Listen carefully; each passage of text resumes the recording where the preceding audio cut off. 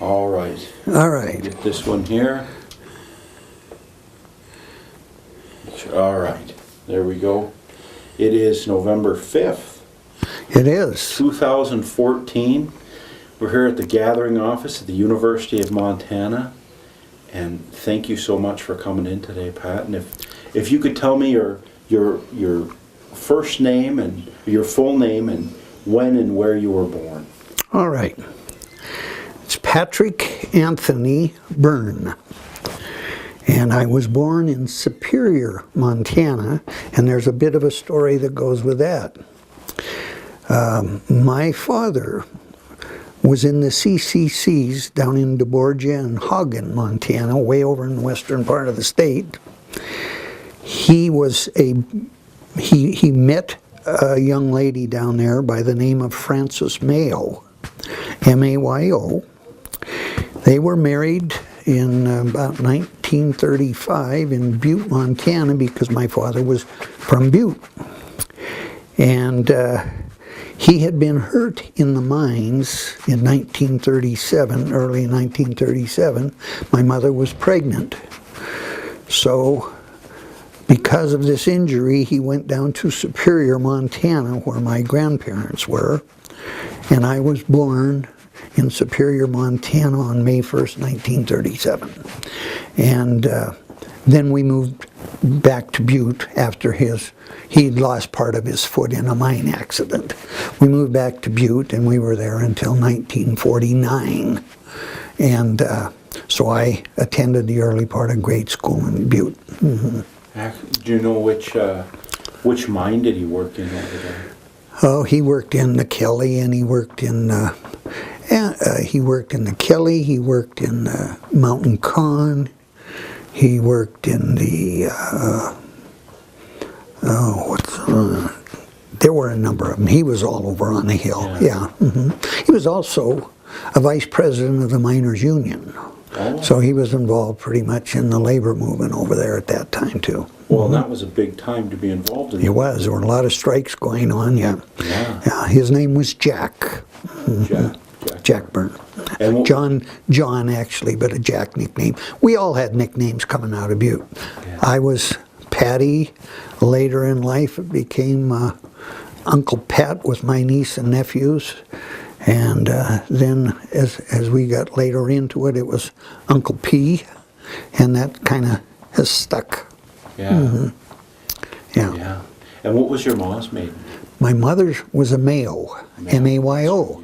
And that's quite a story, too. Her grandfather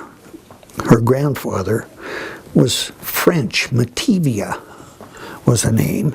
And they were in France, and he became a cabin boy on a freight boat. And the captain of the boat and the owner was a male. And he was later adopted and assumed that name. So there's that Irish-French influence, I guess, on me now. Yeah. Mm-hmm. Mm-hmm. Yeah. Now, when you're dead, I'll jump back there just for a sec while we're talking about you. Do you know what he did in the mines? What was his job? Right. He was just a hard rock miner. He drilled, he blasted in those days. And of course, back then there were two kinds of miners. There were what they called a day's pay and a contract miner.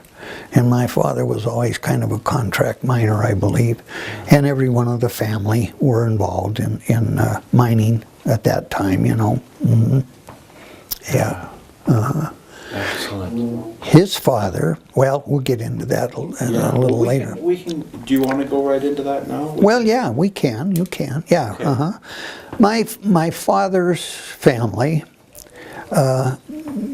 came out of Wicklow. They were the miners over in Wicklow, down in Avoca country, and Henry. There was a Henry Byrne, and he had a son who was also a Henry, married a Ryan, and the second Henry married a Doyle, and they had numerous children. They came over in about 1849, left Newry on a boat, came into New York Harbor, ended up going down into Kentucky in the coal mines, I believe. When my great-grandfather Patrick was born, I'm named after him, Patrick. And then they went up into the Iron Mountain Range up in Wisconsin and Michigan and in the Duluth area. Yeah.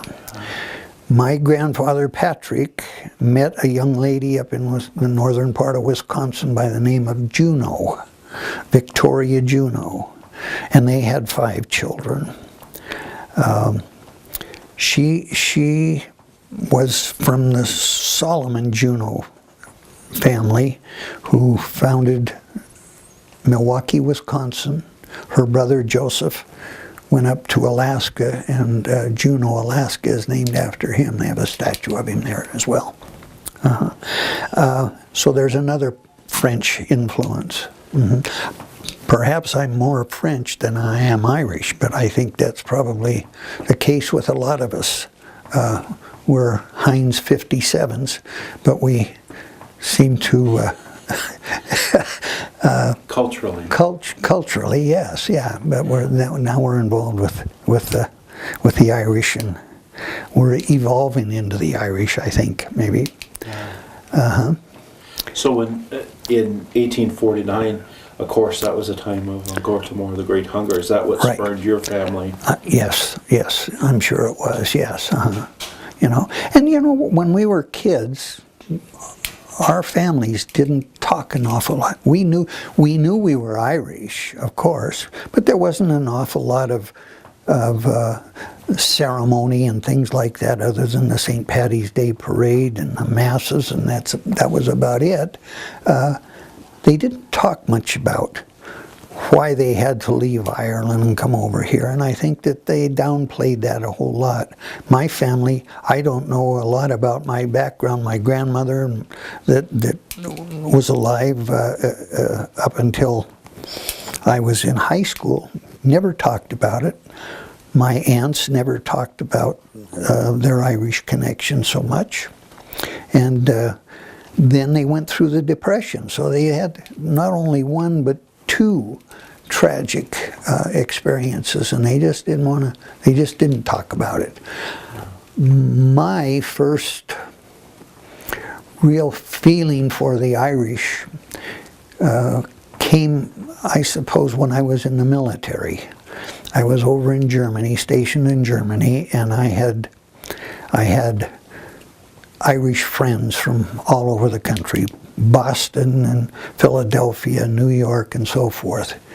And we just kind of hung around together, the Irish. And we had a Murphy and a Shagrew and a Gibbons and who else was there? And Byrne, Hughes. So we all hung around together, and the influence that they had upon me at that time made me think, well, I got to learn a little more about my Irishness. And that kind of spurred it. I was discharged, and on my way home we landed in Shannon, and I looked out the window and I said, I've got to come back here. And then I was discharged down in Chicago, but we had flown into Detroit, so I went down through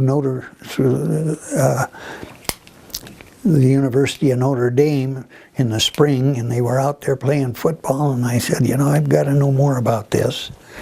And that's really when I first became really aware of my Irishness. Yeah. When you were, as you said, you lived in Butte when you were young before? Yes, I did. Where did you live in Butte? Well, we were right below the high school. We were part of the, on Maryland and Aluminum Street. Okay. There were a bunch of, what do they call them, flats. 2 up, 2 downs. Yeah. Across the street on Maryland was a little grocery store owned by the Contrados, who were Italians and so forth. And we used to do all the things that every kid did. We'd hooky bob on the buses in the wintertime, catch on that back bumper and go uptown. And like all the kids over there at that time, we had to make a little money selling beer bottles, pop bottles, selling papers. And of course that paper thing was a tough one. There was one kid by the name of Bill Bennett, tougher than hell, and he kind of controlled all the corners over there. And if you were a buddy of his, why, you'd get a pretty good corner, but then there was always somebody else that wanted to take that corner, so you had to fight your way into it. And the best corner over there was on the corner of Park and Main. And that's where the Tresolina tamale guy was. And you could always stay warm staying around his pots. Yeah. And you could catch the light right while you could get rid of your papers in about 20 minutes if you were really lucky on the stoplights going back and forth. Yeah. Catching those guys coming out of the Anaconda building and that sort of thing. Yeah, 'cause that's at a real good location. And of course, when I was there, there were, I think, 11 Catholic grade schools and 11 Protestant grade schools. We all had boxing teams. My father had been quite a boxer, and the only way they could make any money during the Depression was to get in the ring, and he was a good boxer. And he trained both the Eagles, the Elks, at different times, in the CYO. And I guess by the time I was in the 5th grade, I'd had 65, 70 fights in the ring at that time. Yeah. Wow. Everybody fought over there. Yeah. All of the clubs had, or all the schools had boxing clubs. Yeah. Now, and was there, I know even like, Sonny O'Day, he was Italian, wasn't he? Or? O'Day? Yeah. I don't know if he was or not. Yeah, he changed his name. It wasn't originally yeah. to be Irish. And I was just wondering if there was any pressure that way. I know we talked a little bit about how, in Butte was a little different than the rest of the country, where people actually, rather than trying to get rid of the O in their name or trying to get rid of the Irishness, in Butte it was a little different because then you were part of a community. Yeah, well, there was, what it was in Copper Camp, there was a fellow in there that was Hindu, an Indian, and he changed his name to Murphy because it was good for business. Yeah. He was selling watches and And so, when you were selling papers as a kid, which paper? Because there was Montana multiple. Standard and the Butte Daily. Yeah. You had an afternoon and a morning paper. Yeah. Excellent. Yeah. Excellent. Yeah. Yeah. Yeah. And there was now you were a little further down the hill then from like Dublin Gulch and Corktown. Those were further up the hill. Those were up the hill. Yeah. My family. Well, my grandmother and her family were down right around St. Joseph, down near Front Street on Caledonia and Idaho, and down in there. And I lived on Aluminum. My brother was born on Maryland, just around the corner. Then we moved over on South Idaho Street, over on the other side of Montana. And we were below the high school in that area down there. I guess Midtown, if you were looking at it that way. Yeah, you weren't all the way out on the flats, right? No. We did go out there later. Yeah, I spent some time out there. We lived on Harvard. Okay. Yeah, out on the flat there, and went to St. I went to Whittier and St. Anne's. Yeah. Well, that was what I was going to ask you. Which church did you go to when you were in Midtown? St. Joseph's was our primary. That was up by the Midtown area. Yeah, above Front Street. Yeah. Excellent. That was a big part, huh, of your growing up? Was the faith a big part of it? Oh, it was at the time. Yes, it was at the time. I think my father was Catholic. My mother, I don't believe she was Catholic, but after they married, they had their. My mother stayed with the Catholic, and we were raised Catholic. Yes. Yeah. When we left there in 1949. Well, let me go back a little bit. My grandmother that married Thomas Byrne was 24 years old. Thomas, my dad's father, was killed in the high ore mine in a cave-in just before he was 25 years old. My grandmother was an O'Reilly. She was pregnant with my uncle at the time of his death, and she went out to Roseburg, Oregon, where her mother was from, and stayed there until the baby was born, and then came back to Butte. She then married a fellow by the name of Emerson, who was they had one child. He also, mine-related death. Yeah. After that, here she was with 3 boys and 1 daughter, and she married a fellow by the name of Jim McCarthy. Mac McCarthy was another, and he died of consumption also. She lost 3 husbands. To the mine. She worked hard. She used to clean the rail car or the passenger cars. She worked in a laundry up until her death almost. Lived in the Silver Bow homes,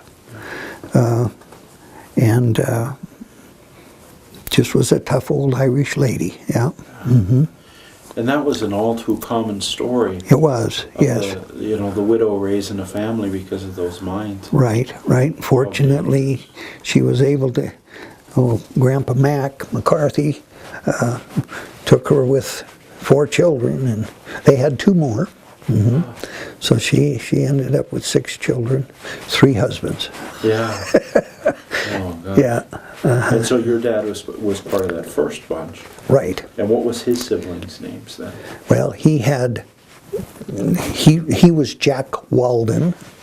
There was a Dennis Thomas, and he had an older brother, Wesley, and so there was Wesley, Jack, and Dennis, and then there was a Dolly that came on. My grandmother's first name was Dolly. Okay. Mm-hmm. She was Dolly O'Reilly. Yeah. Mm-hmm. Yeah. Excellent. She worked. Now, when she worked in the laundry, where did she? Right across from the high school, just off of Arizona Street there. Yeah. Mm-hmm. Yeah. Excellent. Yeah. She lived in the Silver Bow homes and walked across the street. And, mm-hmm. Yeah. Yeah. Now after 49. After 49, we went back to Superior. My mother's family were down there, so we went back to Superior. And from the 6th grade on, I went through high school, from the 6th grade through high school in Superior. Yeah. Now, how was that a big change from Butte? Well, sure, of course. Butte, when we left Butte, it was a pretty good-sized city. There was probably 60,000, 70,000 people over there. Superior was about 1,000 to 2,000, 1,500, something like that. Yeah. Different kind of economy. There was some mining down there, but my father had spent 17 years in the mines. He was having trouble with a foot that he had injured, and so he started into the lumber business down there and worked for my grandfather, who had a service station. Was there any, just based on the rough time that his family had over there in Butte as far as working in the mines, was there any sort of indication or inclination, well, I don't want, I just lost my foot, I just had this, I don't want my boys to come up having to work in these kind of conditions? Oh, sure. There was always that story that you stay out of the mines. I don't want you in down there, That was always the case with the Butte miners. I don't want you to go down in there. Yeah. Because even though there seems to be a fierce pride with that, just the danger and the danger, right? The day that my grandfather was killed in the mine, my grandfather's uncle was a superintendent of the mine, and he was in the same mine with my grandfather, and he was hurt, but my grandfather was killed. Yeah. And I know there was a lot of different undertakers and different things, and even in the term Dugan came from the undertaker. The rocks falling down, people call it Dugan, but it was the undertakings. Right. Dugan and Dolan. Is that where and you're Whites? Yeah, Whites. Yeah. I remember going up there to those when they'd have the wakes. Yeah. What were because there were so many. I mean, it was a rough time as far as there was a lot of mining deaths and a lot of community and stuff. When you would go into those, was there describe kind of those wakes? Well, there were. I don't know whether they were professionally paid or what, but I remember on several occasions where people would come to the wake and say, and you'd be in the pew, and they would say, "Are you related?" And wanting to know a little bit of your history, and they never knew the deceased at all. They were just there because it was Irish, I think. But that I'm assuming that. They never said, I'm only here because I know the family or I anything about that. But they would just come because it was a wake. It was they'd want to know what's going on, I think. Nosy. Curious about stuff. Right.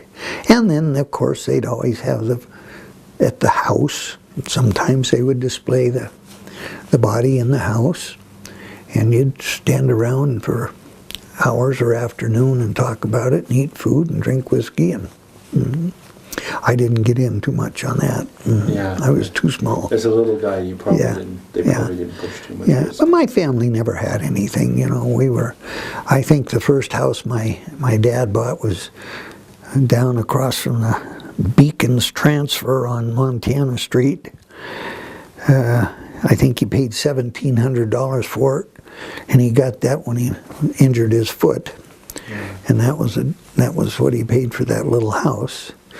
It wasn't, and going back, it's gone now. It was removed here a few years back. Town Pump built their headquarters right near there. And but that house was smaller than my garage, And a family was raised there. Yeah. How many were in your? Just my brother and I. Yeah, there was just the four of us in our family, our immediate family. Yeah. What was your brother's name then? My brother was John. Jack. Yeah, and he's passed. He passed here a couple years ago. Yeah. And so, and a lot of those houses were really tiny. Oh, really tiny. I remember, and people used to visit a lot. Everybody would come to the house, and the kids would lay on the floor, propped up, looking at the radio and listening to the squeaky door or the shadow or something, and that just went on and on and on. Those programs. And a lot of cards and stuff. A lot of cards and games. Yeah. Do you remember what they would play, what kind of cards and stuff, what they would do with them? No, I think, well, I remember the canasta and the shuffler on that. They had kind of a machine to shuffle. I think the guys would play pinochle and cribbage and those kinds of things. Yeah, there was a lot of cribbage boards around. Yeah. Yeah. And so then, moving up to Superior, it is a lot different feel of a community. Oh, sure. Yeah. Did your family kind of retain that kind of Irishness, or did it? No, not really, and no, there wasn't that feeling up there at that time, and there wasn't really a strong ethnicity of any kind up there. Now this would have been right after World War II. Yes. Did that play into the part of the, or it was just simply the?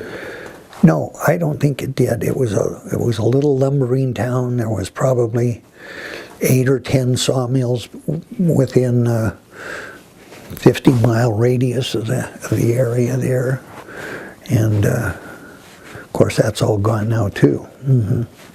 Yeah. Mineral County is where Superior is.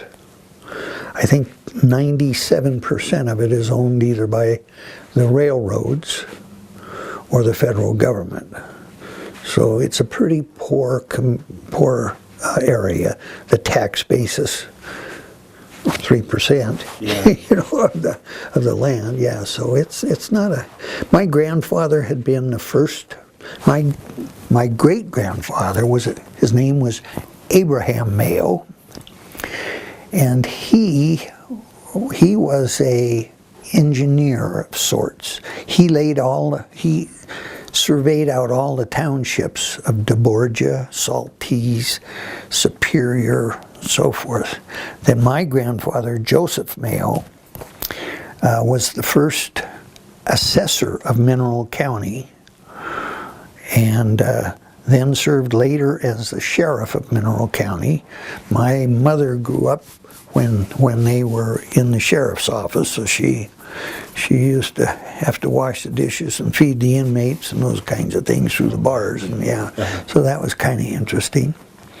And then he later served in the legislature over in Helena, and I'll never forget the story that he told. The first day that he went over, he went into what was the hotel over there, where all the legislators stayed. In any event, he opened up the closet, and here are 2 custom-made suits for Joseph A. Mayo on the label. Wow. And guess who? The Anaconda Company, of course. Yeah. Yeah, they had his sizes. And Yeah, they did. They did that. Yeah. They really knew what they were doing. They wanted those legislators well dressed. Yes. Well dressed and make sure they knew how to do things. Right. Yeah. That's cool. Okay. We're about done. We'll pause this just for a sec. Sure.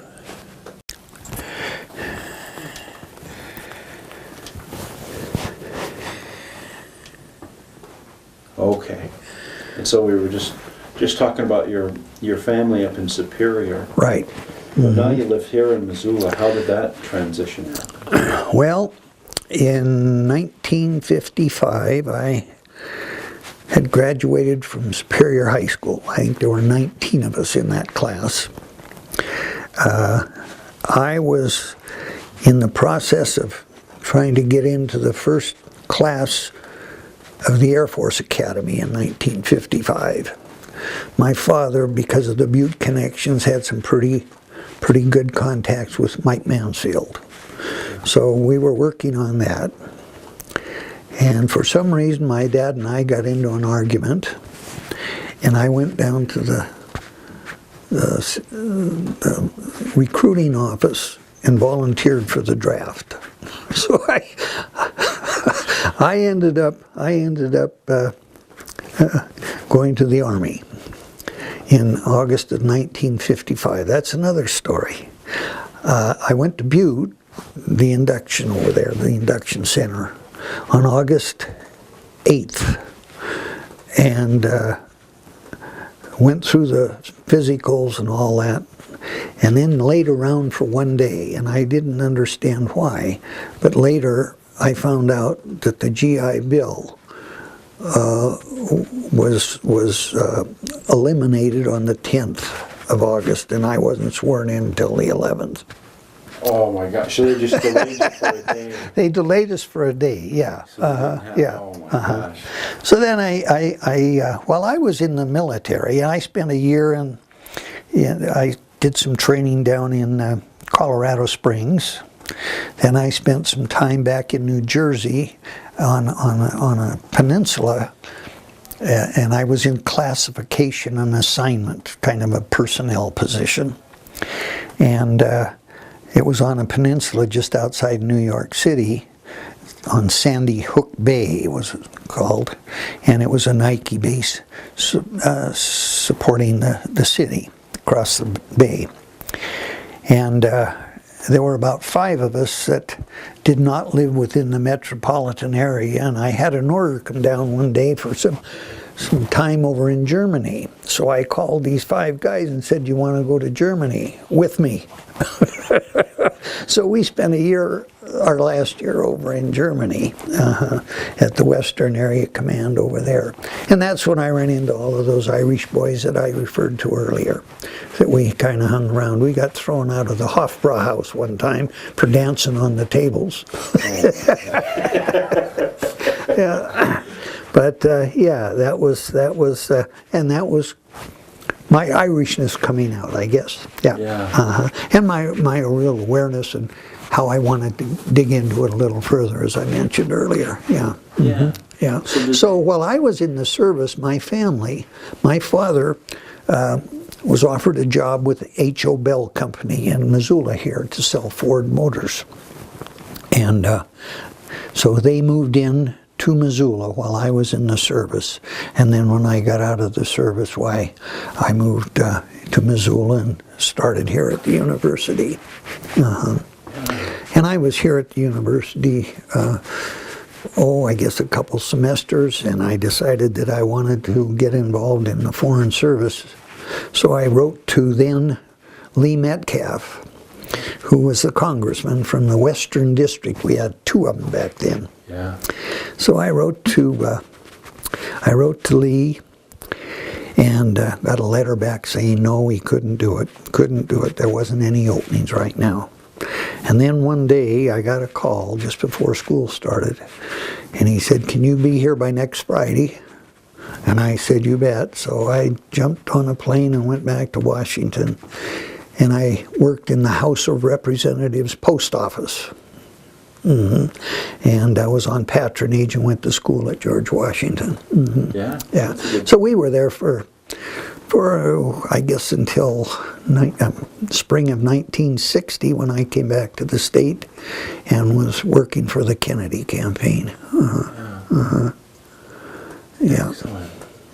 Well, if I could, I ran into John Kennedy on the elevator in the Senate office building one day going down. He said, "Where are you from, boy?" And I said, "Montana." "Oh," he said, "is that so?" And then we talked about Mike and Lee and so forth. Yeah. yeah. And he said, "When are you going back to Montana?" And I said, "Well, before too long." And he said, "Go down to the Esso building down on, I guess, M Street or somewhere down there, and go see a fellow by the name of Walt Spolar, who's handling my campaign for president." Wow. That's how I got that involvement. Yeah. Wow. That's a good way to get involved with that. Yeah, it is. When you were in the Army, Yep. those lads that you met, those Irish lads over in Germany, did they know about Montana? Did they? Oh yes, they'd heard about Butte. Yeah. A boy from the Queens, Murphy was his name. Yeah, Brian Murphy. He'd either had relatives or something that had a connection out here. Jimmy Hughes was from up in Philadelphia. I don't know that we talked much about the Montana connection, but Brian and I, we were stationed at the western area. Germany was broken up into 4 commands in the western area, northern, southern, and so forth. And we were in the western area command. And I ended up as the clerk of the Western Area Command headquarters office there, and Brian stayed right there with me. Jack Shagrew, Jack was, I think, from Jersey. Jimmy Hughes, Jack, and there was one other, O'Brien or somebody that was with us too. Can't think of it right now. You said that. Yeah, but they were from areas where Irish was big, you know, and that they were living in Irish areas that were strictly Irish. So their Irishness really showed, and they were very involved in it. Now, whether or not they really knew much about their history and things is another question. But because they were raised Irish, they were Irish, you know, kind of like us out of Butte. Yeah. And so when you came back in 1960, 1960, yes. From Washington, yeah. From Washington to work in the Kennedy campaign. You did that here in Missoula? Yes, at the university here. I was, at the time Joey Reber was going to school here. He's now an attorney. I think he's living here. His dad had a big plumbing business over in Helena at the time, Joe Reber.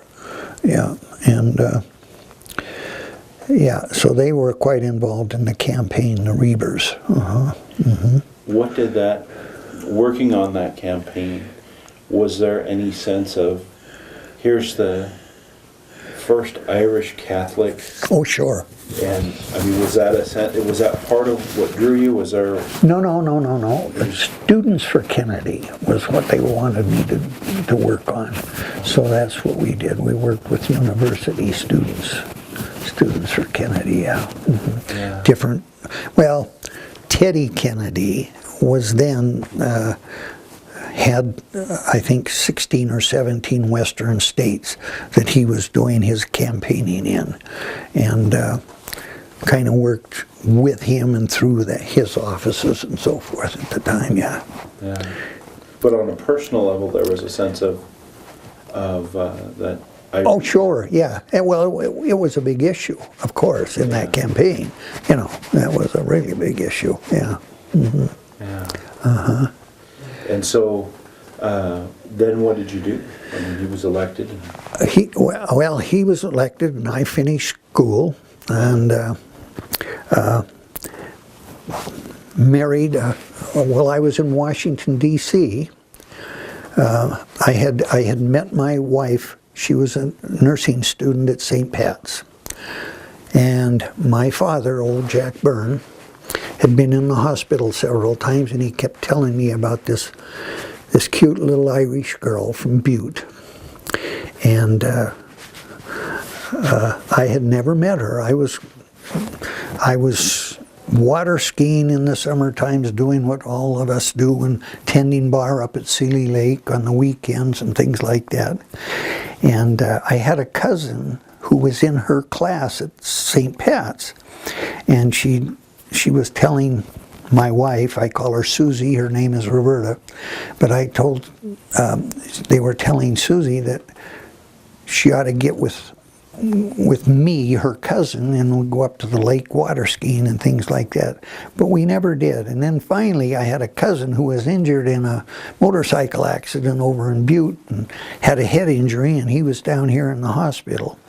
And it was a serious injury, and he was here for quite some time, and Susie had been nursing him while they were in school.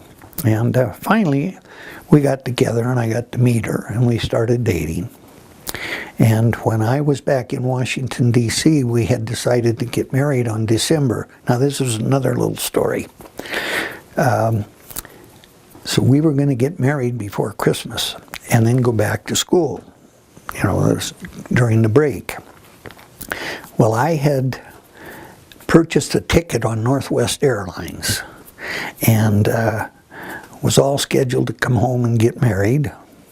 Larry Pettit, who was the first commissioner of higher education here, had married a gal who was, I'm trying to think of the governor's name, before Babcock. Tom Judge. Okay, Tom Judge married an Anderson girl from Helena, and Larry had married her sister. And so when they decided to have the first Board of Regents and a Commissioner of Higher Education, Larry got the job. Yeah. And since then he's gone on to become presidents of a number of universities. Well, Larry was a roommate of mine back in Washington, D.C., so Larry came back. We were going to get this, I was going to get this wedding done, and I had purchased this airline ticket, and we had two congressmen at the time, and that was one, the Eastern District congressman. His name was Leroy Anderson, and he was from up around Conrad. Okay. And that up in that area. Right. Had a big ranch up there. Well, he had an emergency situation, and he had to catch an airplane. And he came to me and he said, "I'll tell you what I'll do. If you'll give me that ticket, I'll put you on a military flight." He was a brigadier general in the reserve, so he was going to put me on a military flight. And I said, "Sure, save that money." So I sold him my ticket. He put me on a DC-3 that had metal seats, a tail dragger.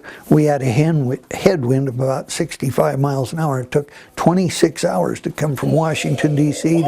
to Great Falls, Montana, and I was almost late for my wedding. Yeah. Oh my God. But we married the Irish girl from Butte, the O'Reilly girl. Yeah. Yeah. Mm-hmm. Was that important for your family? Marrying an Irish girl? Oh yeah. Well, sure it was, yeah. But like I told you before, my family never really got into that. Yeah. And but my father always had this. Yeah, we've got to marry an Irish girl, you know. Yeah. Yeah. Uh-huh. Irish Catholic. Right. Mm-hmm. Yeah. Mm-hmm. Yeah. So he was always pushing that marriage anyway. Mm-hmm. Yeah. to this little girl. I think he fell in love with her before I did. Uh-huh. Well, it seems to have stuck though, because oh yeah. You guys, did you settle down here and? We went back to Butte. We went back to Butte after graduation.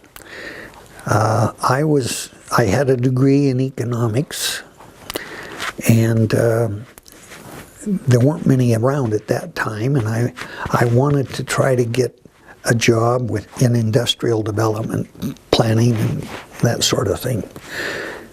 A governor at the time was Babcock. Don Nutter had been killed in an airplane, so as lieutenant governor, Tim Babcock stepped in. There was a job open in the Department of Planning and Economic Development, just what I was looking for. So I sent a letter, I talked to everybody I knew that were Republicans, and there weren't many out of Butte and so forth. And I wasn't getting very far. But finally, he had him, I'm trying to think of the fellow's name who was his top aide, Jack. In any event, I kept pestering him. And I'll be darned if I didn't get the job. And we were at a Christmas party out at the Colonial Inn, and this governor's top aide came over to Susie and he said, "You know, because of the history that I had with the Democratic Party, and here I'm trying to get a job with a Republican governor, you know, it was pushing things." Yeah. But he said he's the most persistent SOB I've ever seen in my life, and he said, If it hadn't been for that, he never got the job. So I went into the Department of Planning and Economic Development as an economic analyst, and worked in there for 4 years, and then came back to Missoula and worked as a vice president with Circle Manufacturing, and I was there for about 15 years. Yeah. So that's how that thing played out. Yeah, because in Butte it was a real strong Democrat. Yeah. The irony, let me tell you a story about my dad. There was a funeral director in Butte by the name of Bob White's Funeral Home. Yeah. Well, Bob was a real good Republican, and he ran for the legislature, or no, for sheriff. He ran for sheriff. And for some reason, he convinced my dad to run for the legislature on the Republican ticket. And here my dad at the time was the vice president of the miners' union. I still have matchbooks with his picture on it in Republican, and I used to tease him about it until the day he died, you know. I don't think he wouldn't have voted for himself. He was that much of a Democrat. Yeah. But yet Bob White convinced him that he ought to run on the Republican ticket, that he could get him elected. Never did.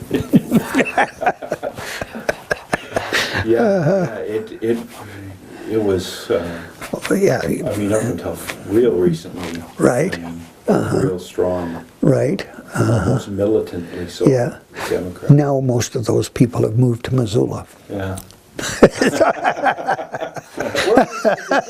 a different feel because it was more of the unions and the miners. Oh, it was. And that type of Democrats over there. Yeah. It was more like the social. My wife will tell you some stories. They had a motel. Her father was a fellow by the name of Red Riley, they call him. He was red. He had a brother with dark hair. They called him Blackie. Yeah. And they owned a bar over there. And during Prohibition, they had a tie shop. Yeah. Yeah. And they put it in the gallon jugs in the back room, you know, and sell you a tie and you could take your jug. Yeah. But I forget where I was going with that. That was in Butte? Oh yeah, that was in Butte. Yeah, that was in Butte. But she'll tell you some stories about a motel that they built out on the flat, out on Harrison Avenue. And when the AFL and CIO were trying to get the mine mill smelter workers together, some things that went on. Yeah, I can tell you some stories about the union influence over there. Every new concept in unionism was tested in Butte. You know, yeah. Boyle was from Anaconda. He became the national chairman of the union. Yeah, and every new concept in unionism was tested out in Butte. Yeah. It was a tough town at the time. Yeah. Real. I mean, and of course, your dad. You talked about your dad being a big part of that, because in that teens and 20s and 30s, I mean, it got downright violent. Oh yeah, I remember him going to work with a shotgun. Yeah. You can still see the turrets in the top of those mines. Right. I remember seeing baby grand pianos thrown right out big bay windows out in the yard of people that were supervisors and company employees. Scabs. Yeah. Oh, that did run them out of town. Oh yeah. One instance, they hung them on a trestle just down the street on Wyoming. Tough stuff. It was tough stuff, yeah. You bet. And growing up there, your dad working in the mines, you must have experienced, because I know my mom, she experienced that too, you know, being a kid and having your family with a miner. I mean, that was tough times. It was. The strikes would go on. Right on the corner of Park in Arizona, I remember a butcher shop that sold horse meat. And you'd go up there to get your horse meat. I mean, I remember getting the tokens for gas and things like that. I remember collecting tinfoil for the war effort, putting from a candy wrapper or a cigarette package. People had saved that. And grease. They'd even save grease. And I didn't know what it was for. It was for the war effort. But, yeah. Uh-huh. Yeah, that build up to World War II was quite the deal. Yeah. No, things were pretty tough over there then. Yeah. Yeah, and do you think that must have, I mean, you're a hard-working guy to this day. Yeah. And I got to think that played a big part of shaping that in your life. Oh, sure it did, yeah. Everybody had to do everything they could to make ends meet, you know. Even though history will record that those days in Butte, they were the highest paid people in the country, working people in the country, but it was just enough to squeak by on. Yeah. Well, like, I mean, from even your own little family, you could see what the cost was. Oh, sure. It was extremely high. Yeah. And I know that's a lot of why those guys were forming those unions, fighting for those unions, because it was one of the most dangerous places to work in the world. It was, yeah, no question about it, yeah. And every day there was a cave-in in one of those mines over there. Yeah. Did you ever, I know a lot of people talk about when the shifts would change, and hearing the miners walking down the wooden sidewalks back and forth and different things. Did you ever, you know, I know they'd sing songs and different things like that. Did you ever? The songs, no. I might have been a little young at the time to take notice of those kinds of things. You know, we were, but I know that happened. I know that everybody had one of those lunch boxes that they'd put under their arms. And a pasty would just fit in there just right. They make that pasty. You want to shut that off? Yeah. We are now. We're back. Okay. All right. Going. Yeah. So the food, you were just saying. Yeah. The food that we ate was typical Irish. I didn't know it at the time. But, you know, the boiled dinners was always a big part of it. The pasties. And I suppose we were more used to pasties over there than they were in Ireland. They don't, you know, you talk to them about pasties over there in Ireland, they don't know what you're talking about hardly. You know, a few of them do. I didn't have one till I came here. No. I didn't know what they were. No. But that came out of Cornwall, out of England. Yeah, that's where that came from. Another one of those ethnic groups that came to Butte. Yeah. Butte was really a melting pot. It really was. I know Centerville had a lot of Cornish and Irish. Yes, up there. Yeah, they did. Yeah, and over in Dublin Gulch and Corktown. Yeah. And they would never get along, Corktown and Dublin Gulch, unless they got in a fight with a bunch of Italians. Yeah. If private, is this a private fight or can anybody join? Yeah. No, it was Butte was a fun town back then, you know. Nobody had any money. You wanted to go to a football. The Grizz and Cats used to play up in the high school field up there. And I'd go up and try to get in. Of course, the best way that I could get in, there was a cop by the name of Jack Gardner, and Jack used to bend over in the fence, and he'd be up in the stands, and he'd lift me up and bring me into the field so I could watch the ball game. Yeah. I ran into his daughter not too long ago. Married a McLeod over in, you know, Jimmy McLeod here in Missoula. I don't know him. Okay, the McLeod real estate people in Butte. Okay. Yeah. She married Jack Gardner's daughter. Married him. Yeah. Wow. Well, that was another common thing in Butte, was that kind of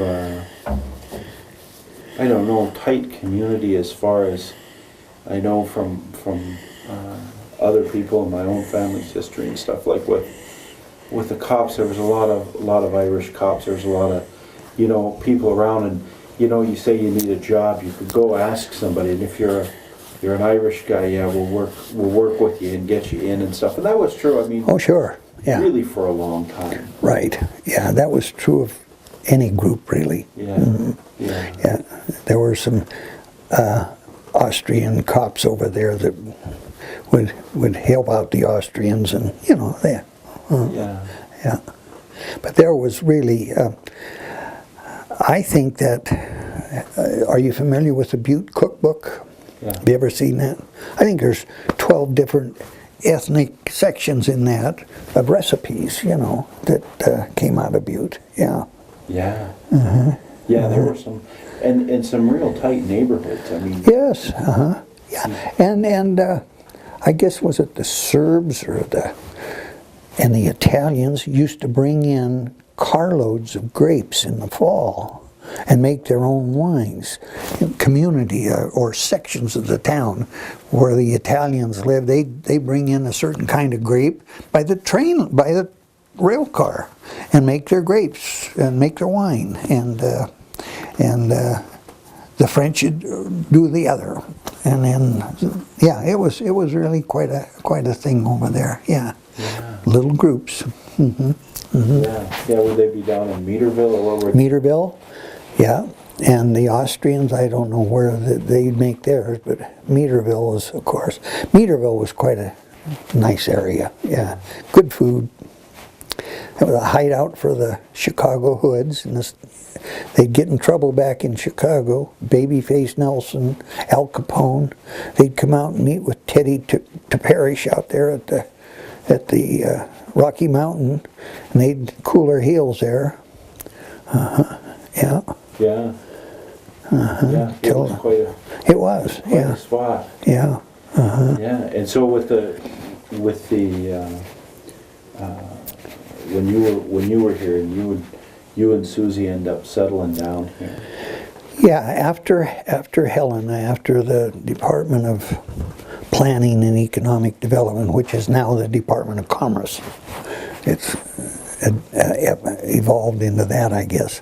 But yeah, we came back to Missoula, and I worked for a company here called Serco Manufacturing. They were in the furniture business, and I worked for them for a number of years. Traveled all over the country. 2 weeks here and 2 weeks out. 2 weeks back, 2 weeks out. Yeah. And but yeah, we've been here since that. We bought our little farm out at Clinton in 1970, and we've been there ever since. Yeah. And enjoy that. Have 5 children, 5 grandchildren. Two of the boys live here in Missoula, so we're enjoying now our grandsons playing football over at Loyola and basketball, and having a good time. Yep. Yeah. So they go to Loyola and. Yeah. The oldest grandson is out in Seattle. He works for a tech company out there. Then my youngest son, Bob, he has 2 sons, and the oldest is out at University of Portland in a nursing program out there right now. Excellent. Yeah. Yeah. And so, and we can take this as another pause if you like, but talking about what you've done, because you've been so instrumental as part of this kind of I don't know, Irish resurgence over the past, couple decades, really. Yeah. There's been a distinct change as far as that, and I don't know. Well, my involvement started with a couple here in town by the name of Tom Sullivan and Richard Newman, who started an organization called the Montana Gaelic Society. And it was their purpose they wanted to learn the Irish language. And they had set up a little group and brought in some instructors, language teachers from New York, and I think Chicago even. And they bring them in for an immersion weekend or something like that, and then we would study at Tom's house or and try to get this thing going. Well, it reached a point at one time where they decided that they'd try to get somebody to come out for the summer.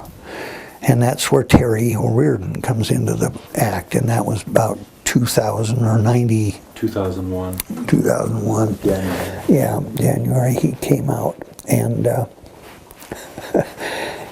and we had actually, there was another fellow that was supposed to come that got sick, and I don't know whether that was Barry O'Sullivan back in New York or just who it was. But there was a family emergency of some sort or an illness, and Terry replaced him and came out. And he's been here ever since. And kind of took him, I promised his mother I'd keep an eye on him, so I have to do that. So. Yeah. But I can get into that another time or whatever if you want. Whatever you're comfortable with. Really. Do you have time to do it now? Absolutely. Absolutely. Well, the Cultural Society, the Montana Gaelic Cultural Society, Tom and Richard started. I don't know whether there was a little loss of interest or whatever, but we were at a point where the documentation to keep the thing going.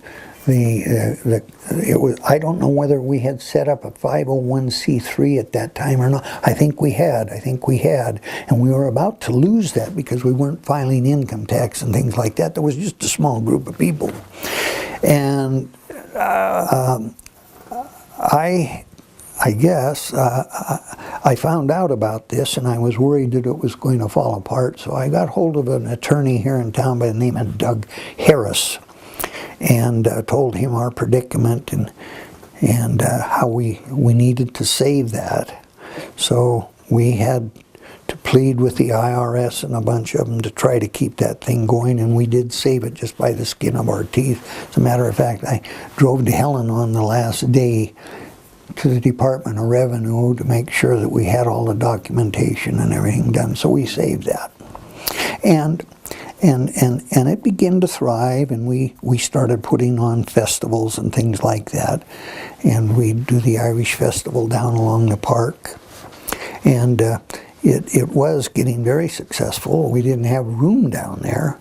And by then, a number of the Butte people had become involved with us and decided that perhaps rather than hold it in Missoula, we would hold it in Butte, and they could block off the streets and they could make a big event out of it. Yeah. And that's actually what happened. Mm-hmm. Yeah. Right, and it's still going, and I think they're doing very well with it. Most of the members in Missoula of the Gaelic Society didn't really follow it, and the Butte group kind of took that over, and it's over there. So I've not continued my activities with the Gaelic Society. But with Terry, with his capabilities and all, I just hated to see him go. And my feeling about my Irishness, like I told you earlier, it is evolving.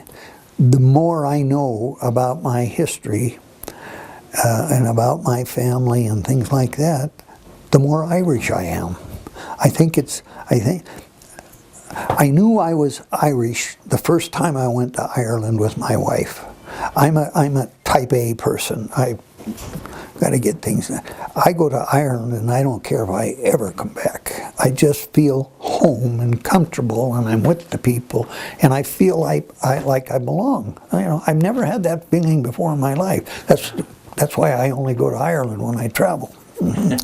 But no, that is the truth, and I think one becomes more Irish as you become more aware of what it was, the struggles of these people, and everything they went through to get to where they are now. You know, what do they say? There's 60 million Irish people in this country, or something like that. Yeah, and they're probably only that much Irish, but that's all it takes. You know, and that struggles that these people went through, in the history and the genealogy and everything else that comes out of it, the hurling, and you feel a part of it, you know. And like I say, I'm getting more Irish as the older I get.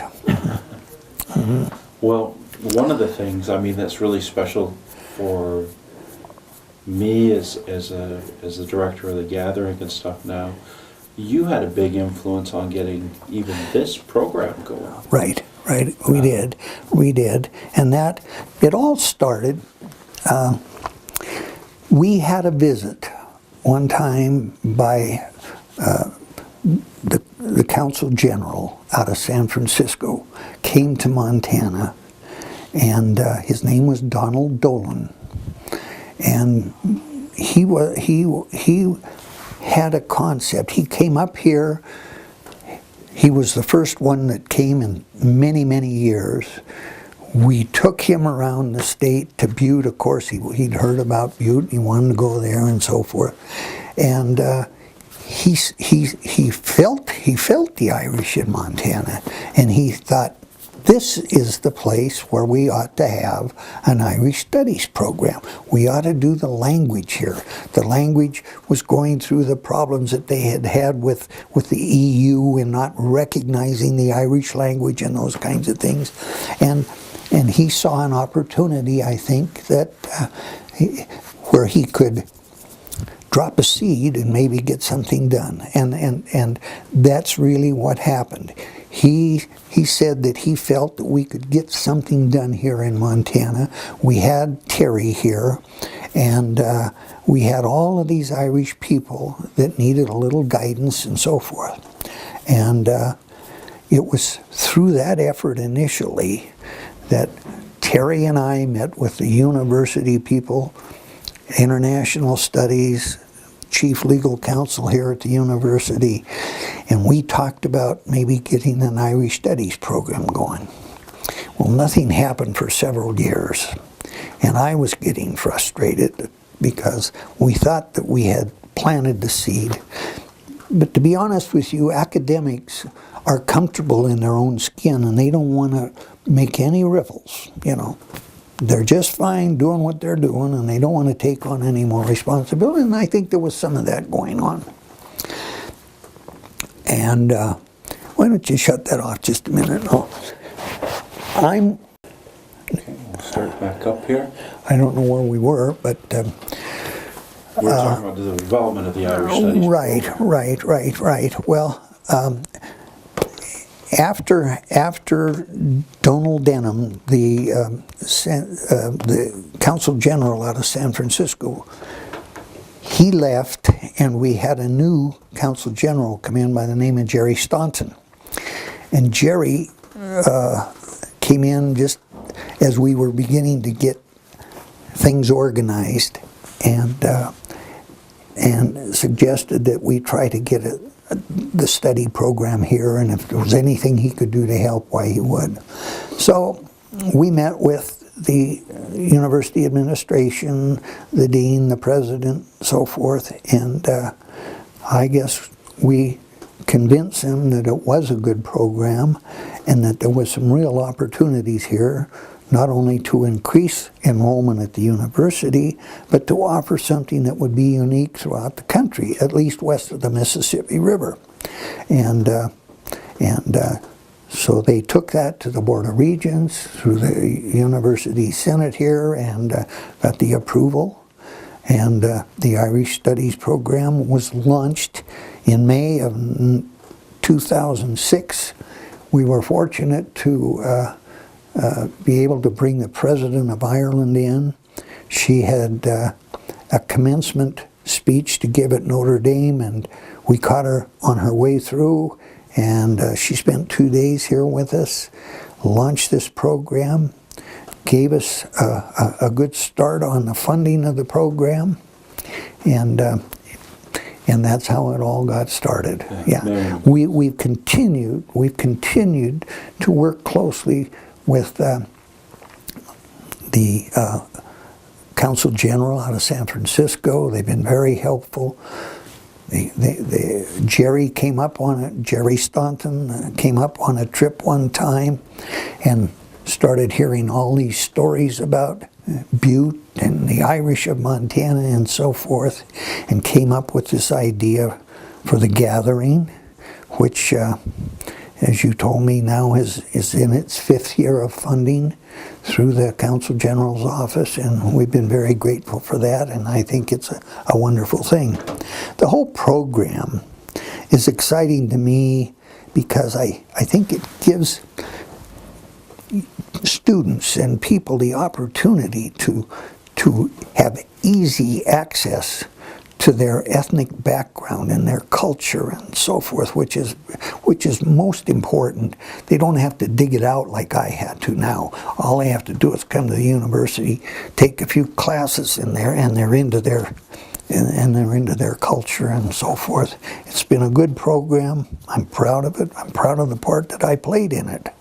Yeah, yeah, it's something that I know even when we were over in Butte doing that panel discussion, several people remarked about how proud they were to have their kids and their grandkids have the opportunity afforded by this program. The festivals that go on, yep. the dance, the music, these different things that they can really pass on. Right. And like I told you, I think one's Irishness evolves, and you're proud.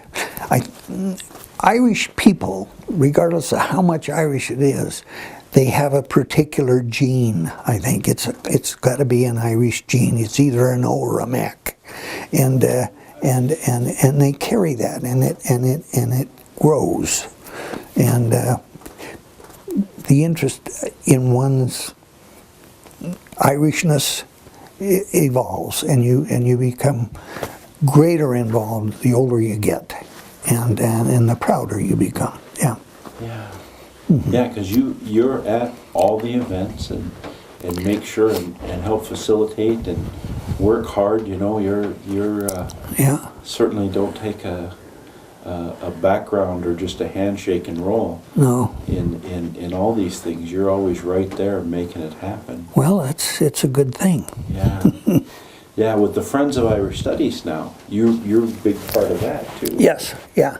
That's another 501c3 that we've after we had the Irish Studies program involved. And because of the tight budgets in education and everything else, and the things that we wanted to try to accomplish in the community and on campus, we formed the Friends of Irish Studies. And the sole objective is to support the programs in the Irish Studies program here at the university by helping out with dollars here and there. We have fundraisers to try to keep this thing afloat, and Terry has been just extremely helpful in getting Irish funds coming in from Ireland, the Fulbright scholars. The Fulbright department has just been wonderful for us, and that right now is our sole objective. Is just to try to keep funds in here so that we can expand the program, move it from a minor degree into a full major, and get some of these classes in the core courses requirements here at the university. And I hope we can continue to see this thing grow. It is one of the fastest, or it has been one of the fastest growing departments or schools on campus.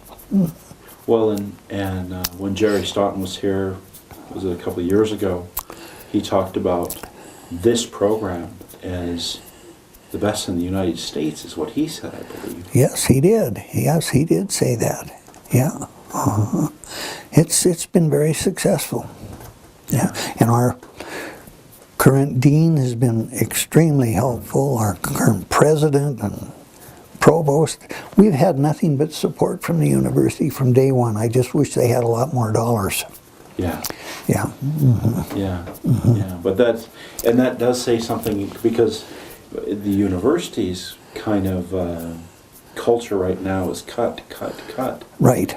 And the Irish Studies has been expanding out. It has. During this time of recession. Right. That they've seen. I think in the last 4 or 5 years, the Friends of Irish Studies have been able to put in about $200,000 into this programs here at the university and the community. Yeah.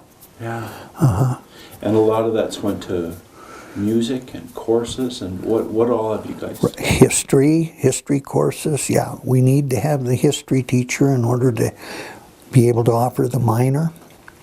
So we've supported dance programs, we've supported history programs, we've supported literature programs, we've supported language programs. Yeah, all of those things, and we've tried to spread this influence throughout the community, and in the way of concerts, in the way of our festivals, and our Irish dance programs throughout the young students throughout the country here, in the valley. Yeah, because I really think about it, and there's a lot of those events that they're not strictly or even directly related to the university per se, but you know, when you see, because I remember in, what was it, 2002, I suppose, is when we did that first festival here. Right. And now, last year in Butte, or this summer in Butte, to go and see hundreds of kids, local kids, dancing, yeah, and being a part of that is a really powerful statement about what you've done and what the community has done to support this and take this. Well, there have been a lot of people helping. You know, oftentimes it just takes a little push here and a little push there to get something started. And I guess maybe I was the pusher on some of these things, and I'm glad that I was. And it's nice to see how things develop as a result. Yes. Yeah, I think there's a lot of people pretty glad that you were pushing. Yeah. It's made a big difference. Yeah. Our St. Patrick's Day activities have just blossomed over the last few years. We had a packed house last year, and I hope we'll do the same this year. The community support has been good. We've been able to, we have those tables that we sell for sponsorships and all, and we sell those out now. And yeah, people look forward to that, I think, yeah. Yeah, our summer and winter concerts have been good. Yeah. Yeah. Yeah. And you brought some really fabulous people in. Oh yes, tremendous musicians. I'll never forget the first time that we had Burke, the violinist. Yeah, Kevin Burke. Yeah, we had about 6,000 people show up at that event down at yeah. That was when we decided that we're not large enough here. We need a bigger venue, and we better go to Butte. Yeah. Yeah, because did you go this year? No, I didn't get over there this year. This was the first, they moved it to the original 9 this year. Oh yes, I heard that. Oh, Yes, it was great. it was. great. It was better than.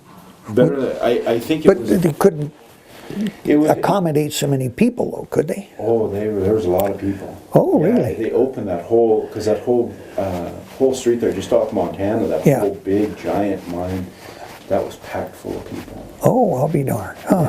Yeah, there was a lot of them there. And they played right there. It was neat to see those bands. Well, we're seeing this spreading down into the Madison Valley, Virginia City, down in there.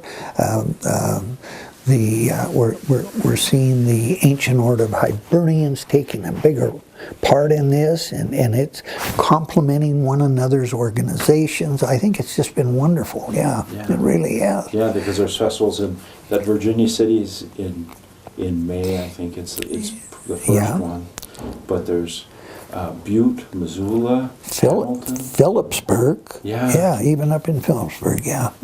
It's just unbelievable. Yeah. And now we have a hurling team. We got a hurling National champions. Yeah. Okay. We're going to pause this just for a second. Some sort in the blood, you At know. least a norm that fits in. Yeah. The advertisement on the Ancestry.com is they have this new DNA. Are you really Irish or aren't you? Yeah. You know. Here's $99 and we'll let you know whether you're Irish, you know.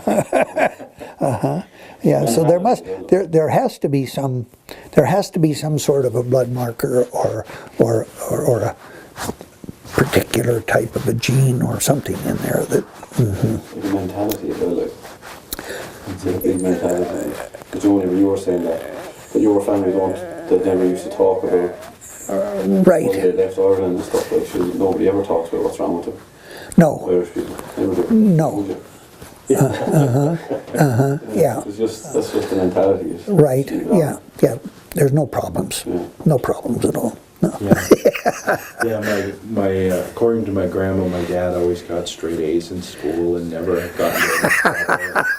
Oh yeah, exactly. Everybody's above average and stuff. Well, you've talked about this a little bit, and really, I think you've done a lot. Not only in talking, but in your actions to answer this question. But what do you hope to leave for the next generation, as far as your heritage, your Irish heritage? I know you've worked at it with my family. With everyone, the young people. Yeah, I guess all of the efforts. You might say that I guess that I want to have the younger generation have the opportunity to find their culture, their history, their Irishness much easier than I found it. And to be able to come to this university and take a few classes and discover what it's taken me a lifetime to discover. I think if we have that opportunity for them to just come and study here at this university or take part in our activities and things like that, it just gives them an opportunity to find out about their culture and things in one spot. And hopefully that's what we can leave for them. We can leave for them the opportunity to study this and to learn their culture much easier. Yeah, yeah. You talked about planting that seed early. Right. And you can see that play out with these young people. And they don't have to be from this area. I mean, if they have any Irish interest, this would be the place where they could come and learn that. And I hope that's what we've created with our activities here in our Irish Studies program and everything that we're doing about the Irish culture. Yeah. And this language is an important thing. It was almost lost. I think we were seeing that fade away in Ireland, and I think that has been rejuvenated over there. I think they're teaching it a lot more, and people are taking much more interest in it now. Well, and here too. Yes, yeah. Because there was an Irish-speaking population. Oh yes, there was. Yes, there was. Yes. I'm sure that at some point in time there were kids in Butte that didn't learn any English until they got to school. In some of those families. And then again, you know, there was the feeling, I think, even in Ireland, that in order to assimilate into a new country, we've got to do what they do. We've got to learn their English. And we don't want you to speak Chinese. We don't want you to speak Irish. Because we're in a new country, and the opportunities are only going to be there if you do this and if you do that. And it has nothing to do with the country that we left. So there was that going on at the same time, you know. Yeah. And I think that there was a purpose for them to avoid their culture and so forth. They wanted to be a part of the new world, and in order to succeed, they had to do something. So, but on the other hand, then you've got families like Terry's right now, where he only speaks to his children in the Irish tongue, and that's good. And in the home, I think that's very appropriate, and his kids are smart as a whip as a result. And they know their culture, they know their language, and so forth. Yeah, I think little Roisin, when she goes over to Kerry, she's the star of the class. Yeah, she speaks better Irish than most of the kids.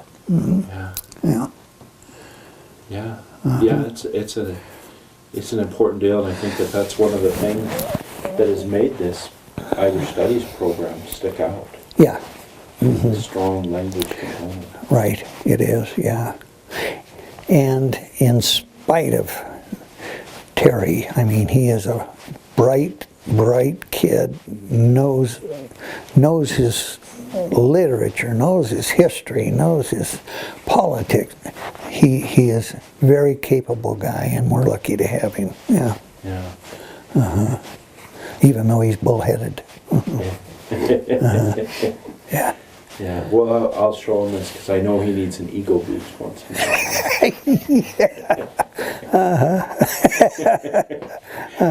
while. Okay. But is there anything else that you can think of that you'd like to add or like to talk about? No, I think we've had a good couple hours here, and I don't think there's anything that I would like to say further. I appreciate the opportunity. I've always been fond of this program, and it's one that I would like to see really succeed. And now that we have these interviews with these folks, it's a dream come true for Jerry Staunton, I know. He wanted to see this, and I hope that we're keeping him abreast of what's going on. Are you in touch with him at all? Yeah, good. Yeah. That was. Yeah. We had an email the other day from Donald Denham. Oh. Yeah, he's on his last leg. I think he's up in Sweden as the ambassador up there. Oh my God. And I'm going to answer that. He just sent out an email to all of the old people that he'd met, and I've got to touch base with him. I keep thinking about him every now and then, and he's the one that really planted the seed And so I'm going to bring him up to speed and send him that little video and a few things like that. Yeah. Oh, that's great. Yeah, and invite him. I'd like to invite him back out when he retires and see what's going on here. Yeah. Yeah. But I'll send him a big email and tell him about how we're doing out here in the soccer program or the hurling program rather. Mm-hmm. Yeah.